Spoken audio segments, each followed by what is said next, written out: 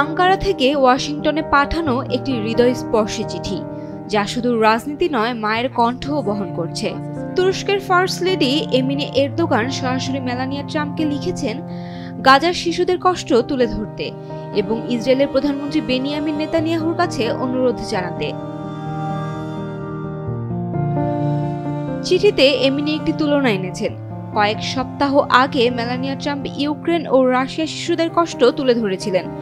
এমিনে এখন প্রশ্ন করছেন, যদি 648 ইউক্রেনীয় শিশুর জন্য সহানুভূতি সম্ভব হয়, তাহলে গাজায় নিহত 18,000 শিশুর জন্য কেন নয়, যেখানে গত 2 বছরে 62,000 সাধারণ মানুষ প্রাণ হারিয়েছে। বসুন্ধরা ডায়াপেন্ট এখন আরো উন্নত। এই হট এয়ার থ্রো টপশিট দ্রুত শোষণ করে সোনামণিকে দেয় কোমল অনুভূতি। এমিনে লিখেছেন, আমি বিশ্বাস করি আপনি ইউক্রেনের শিশুদের জন্য যেভাবে সহানুভূতি দেখিয়েছেন তা গাজার শিশুদের ক্ষেত্রেও প্রযোজ্য হবে।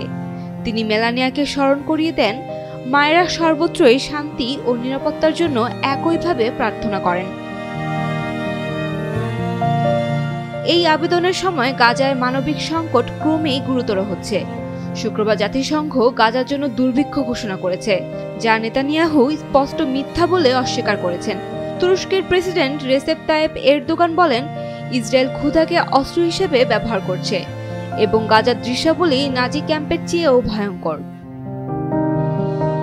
এনিমের বার্তা শুধু রাজনীতি নয়, এটি মায়ের কাছে মায়ের আবেদন। মেলানিয়া ট্রাম্পের সহানুভূতিশীল মনোভাবকে কাজে লাগিয়ে তিনি চাচ্ছেন গাজার শিশুদের কষ্ট বিশ্বের নজরে আসুক।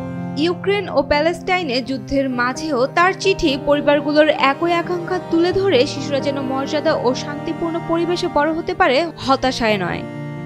Sayem Akter, Daily Sun.